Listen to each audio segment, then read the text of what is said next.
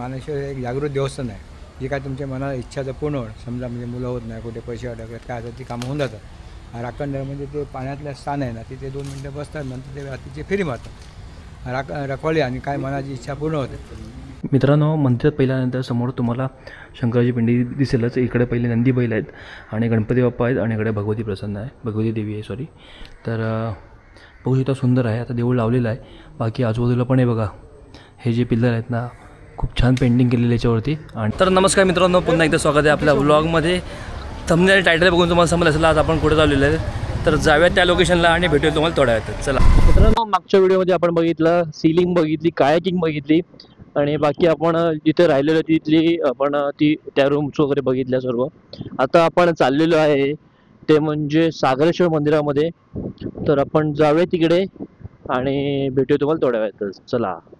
बरेच ठिकाणी असे हे केलेले आहेत सिंह. मग अशी आम्ही घार बघितली, मस्त असं डिझाईन केलेलं आहे, म्हणजे टाकाऊपासून टिकाऊ गोष्टीचे केलेलं आहे. म्हणजे सगळं ते ॲक्च्युली लोखंड वगैरे आहे त्याच्यामध्ये, पण खूप सुंदर वाटते बघून. ते आपल्या चिपळूणमध्ये पण आहेच असं फिश वगैरे केलेलं आहे, खूप छान आहे.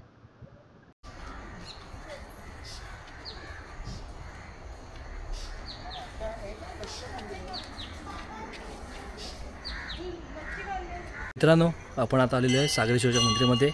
तर मेन गेट बघितलं तुम्ही. आता आपण आत जातोय, दर्शन घेऊया आतमध्ये जाऊन.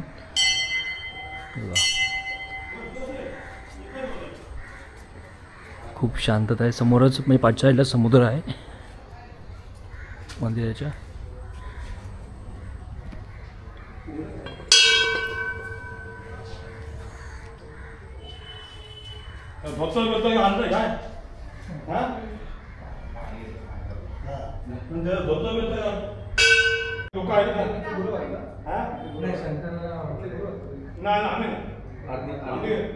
मित्रांनो, मंदिरात पहिल्यानंतर समोर तुम्हाला शंकराची पिंडी दिसेलच. इकडे पहिले नंदी बैल आहेत आणि गणपती बाप्पा आहेत आणि इकडे भगवती प्रसन्न आहे, भगवती देवी आहे सॉरी. तर बघू शकता सुंदर आहे. आता देऊळ लावलेलं आहे. बाकी आजूबाजूला पण आहे बघा, हे जे पिल्लर आहेत ना, खूप छान पेंटिंग केलेली याच्यावरती. आणि वरती झुंबर कलर हो तेच, आणि वरती झुंबर वगैरे पण आहेत ना, ते खूप सुंदर आहेत. माहिती तुम्हाला सांगायचं म्हणजे हे बघा, इथे दिलेली आहे माहिती पूर्ण सागरेश्वर देवाची, बघू शकता तुम्ही.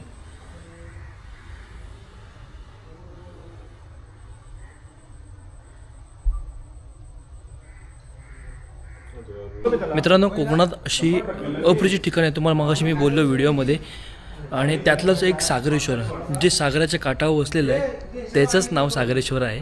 तेच मंदिर आहे इथलं आणि खूप सुंदर मंदिर आहे. हे बघा, बाहेर पण तुळस वगैरे आहे. मंदिराच्या बाहेर पाय धुतल्यानंतर आपण मंदिरात प्रवेश करतो. प्रवेश केल्यानंतर आतमध्ये मंदिरात नंदी बैल आहे, गणपती आहे, बाकी भगवती देवी पण आहे आणि बाकी आतमध्ये सुंदर असे चित्र काढले आहे. तुम्ही बघितले व्हिडिओमध्ये, खूप सुंदर आहेत आणि खूप छान वाटलं. अगदी शांतता खूप आहे, कारण सागर पाठीमागं समुद्र आहे सगळा पूर्ण, आणि तो बीच असल्यामुळे शांतता पण खूप प्रमाणात आहे. आणि कधी येत असाल इकडे वेंगुर्ल्यामध्ये, जेव्हा सीलिंग तुम्ही केल्यानंतर तुम्ही इथे आल्यात तर नक्की सागरेश्वर मंदिराला भेट द्या आणि इथली शांतता आणि आजूबाजूचा परिसराचा अनुभव नक्की घ्या तुम्ही. मित्रांनो, आपण मागाशी गेलो ते सरळ गेलो आणि जाता आम्हाला एक सुंदर असं गणपतीचं मंदिर भेटलेलं आहे. इकडं उभा दांडा म्हणून आहे आणि तिकडे आपण सागरेश्वरच्या पाया पडून आपण इकडे आलेलो आहे, गणपती बाप्पाच्या पाया पडायला आलेलो आहे. तर आपण आज जाऊया आणि दर्शन घ्या. मित्रांनो, हे बघा मुशकराज बघा, केवढी मोठी मूर्ती आहे अशी मुशकराजची. आणि आत गणपती बाप्पा पण आहेत. आज जाऊया, गणपती बाप्पाची दर्शन घेऊया. वा, सुंदर आहे बघा, हाताने अक्षरशः केलेलं आहे एकदम हे सर्व, आणि सुंदर आहे बघा. बोला गणपती बाप्पा मोरया. सुंदर अशी मूर्ती आहे. मित्रांनो, ही जी मूर्ती आहे ती हाती बनवलेली आहे आणि एवढी सुंदर आहे ना, आणि केवढी मोठी मूर्ती आहे. खूप छान वाटते बघून. म्हणजे एवढे आपण आता बघतोय सर्व गोष्टी, पाठी पण आहेत गोष्टी रंगवलेल्या आणि वरती पण बघू शकता हातीने सगळ्या कोरलेल्या गोष्टी आहेत या. आणि सुंदर आहे, अगदी साधी आणि सिंपल असं मंदिर आहे आणि छान असं आकर्षित करणारं मंदिर आहे गणपतीचं वेंगुर्ल्यामध्ये. बाकी बाहेरच्या पण तुम्ही सगळा गाभारा आहे तो बघू शकता, किती सुंदर प्रकारे आहे ते. तर कधी इकडनं जात असाल तर नक्की विजिट करा. मित्रांनो, आपण आता गणपती बाप्पाच्या पाया पडून आलेलो आहे. पुढे मानसीश्वर म्हणून मंदिर आहे, तिथं आपण आता जातो आहे. त्याच्या मागची हिस्ट्री वगैरे जे काय आहे ना ते तुम्हाला मी थोड्या वेळ सांगतोच. तर व्हिडिओ शेवटपर्यंत नक्की बघत राहा आणि चॅनलला नवीन असाल तर सबस्क्राईब करायला विसरू नका.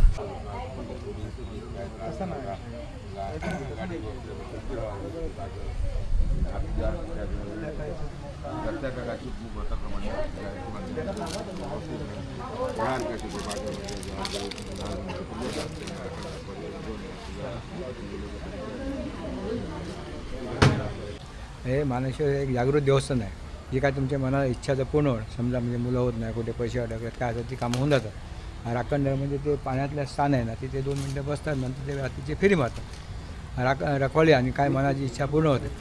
कुठे नोकरी लागत नाही, मुलबाळ होत नाही, काय असेल ते काम होऊन जातं. ह्याची जत्रा मागची अष्टमी बत्त्याची जत्रा असते. ह्याला लाईट नसते. 400-500 बत्ते असतात. त्या बत्त्यावर ते नाटक रात्रभर चालतं तिथे. आणि बाकी कधी तुम्ही हाक मारा, तुमची कामं होतात. आजोबांनी माहिती सांगितलीस, पण सांगायचं एक उद्दिष्ट म्हणजे इथे कोणत्या प्रकारचं तुम्हाला गाभारा किंवा मूर्ती दिसणार नाही. नदी किनारी बांधलेल्या चौरस बंधाऱ्यावर भगवी निशाणी रोवली दिसतात. आणि हे मंदिर साधारण सांगितले जाते की 100 वर्षापेक्षा जुनं आहे असं हे सांगितलं जातं. त्या देवस्थानाचे मुख्य वैशिष्ट्य म्हणजे आहे ना, परिसरातील शांतता आणि जिथे आवाजावर कडक निर्बंध पाळले जाते असं हे मंदिर आहे इथे. आणि हे वेंगुर्ल्यामध्येच आहे. कुठून पण हाक मारलीत तरी ते तुम्हाला हाकेला लावून येतोच असं हे मंदिर आहे. मित्रांनो, सांगायचं तात्पर्य एवढंच की तुम्ही ते बघितलं तिथलं देवस्थान मानसीश्वर जे मंदिर आहे इथलं बघितलं तुम्ही कशाप्रकारे त्यांनी माहिती पण सांगितलं नाही. आणि ते पाठी जे स्थान आहे ना, हे राखणदाराचं स्थान आहे. तिथं तो येतो, फेऱ्या मारतो, जे काही कोणाचं संकट असेल ते दूर करतो. आणि ते लोक इथे येऊन हा झेंडा रोवतात आणि आपल्या इच्छा पूर्ण करायचा आनंद व्यक्त करतात. मित्रांनो, या मंदिरात आल्यानंतर समजतं की राखणदार कोण आहे आणि राखणदाराचं महत्त्व काय आहे. हे आपल्या आयुष्यात आहे ना, हे खूप जाणणं गरजेचं आहे. कारण आपण कोणत्या ठिकाणी जातो आणि कसे तिथं आपण वावरतो यावर आपल्याला खूप मोठं ठरलेलं असतं. आणि इथे ही असं एक स्थान आहे ना, इथं कोणत्या प्रकारचं आहे बघा, इथनं तुम्हाला इथं कोणत्या प्रकारचा हॉर्नचा वगैरे आवाज येणार नाही. आणि इथं जो हॉर्न होतो त्याला तर पुढे कुठे ना कुठेतरी संकट त्याच्यावर येतच, हे मी तिथं ऐकलं गेलं आणि त्यांनी सांगितलं नाही पण आम्हाला. त्यामुळे ही जे स्थान आहे पूर्ण हे शांततेचं स्थान आहे. इथे कोणत्याही प्रकारचा जोरजोरात आवाज येत नाही, ढोलांचा आवाज येत नाही, कोणत्याही गोष्टीचा मोठ्याने आवाज येणार नाही तुम्हाला, कारण हे मंदिरच तसं आहे.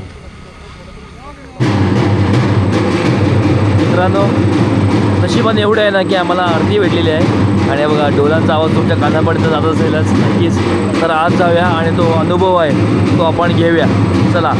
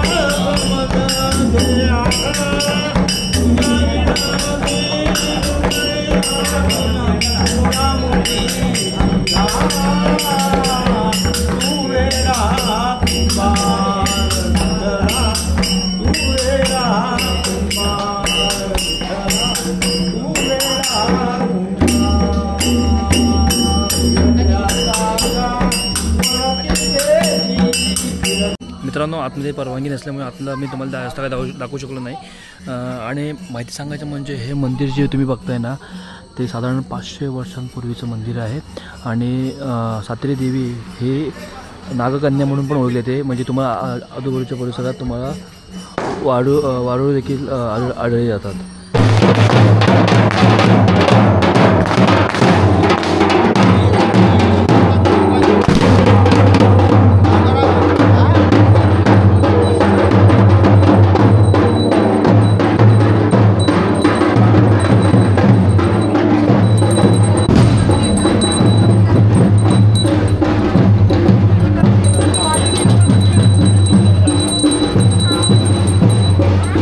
मित्रांनो, हे खालती पडलेले चुरमुरे तुम्ही बघू शकता. प्रत्येक एका कोणावरती जाऊन देवीची आरती केली जाते तिथे म्हटलं जातं आणि त्यानंतर पुन्हा एकदा फटाके वाजतात आणि देवी पुढे निघते. असं प्रत्येक कोणावरती देवी थांबते आणि तिथं प्रत्येक आरती म्हटली जाते आणि परत पुन्हा ती पुढे जाते. असं ती करत आतमध्ये परत देवळात प्रवेश करते. खूप सुंदर आहे. म्हणजे हे अनोखी परंपरा आपल्या कोकणातच बघायला भेटते. खूप भाग्यशाली मानतो की मला हे आज अनुभवायला भेटतं आहे. आज आमचा पहिला दिवस आणि एवढं काय आम्ही अनुभवतो ना, म्हणजे मी अक्षरशः सांगू शकत नाही तुम्हाला, पण तो अनुभव खूप भारी आहे. तर मित्रांनो, सातेरी देवीच्या देवळातला अनुभव खूप भारी होता आणि इथली जी आरती होती ना ती खूप सुंदर होती. अजून पण देखील तिकडे चालू आहे, तुम्ही बघू शकता. पण आता वाजले खूप, त्यामुळे आम्ही निघतो आहे. आम्हाला पण अजून जेवायचं आहे आणि खूप भाग्यशाली मानतो. मगाशी तुम्हाला बोललो की हे सगळं अनुभवायला भेटतं आहे. तर मित्रांनो, आजची व्हिडिओ कशी वाटली मला कमेंट करून सांगा आणि व्हिडिओ आवडली तर व्हिडिओला लाईक करायला, चॅनलला शेअर करायला आणि सबस्क्राईब करायला नक्की विसरू नका. चला, भेटूया पुढच्या व्हिडिओमध्ये.